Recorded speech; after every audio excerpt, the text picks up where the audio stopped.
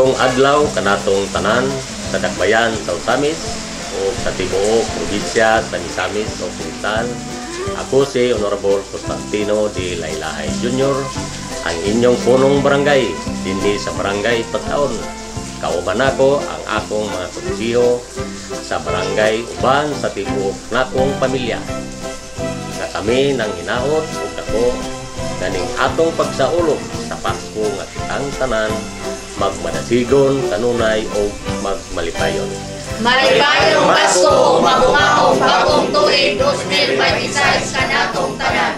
Asenso Barangay Pataon, Asenso Osamis City, Asenso Segundo Distrito, Asenso Misamis Occidental, Asenso Pinoy,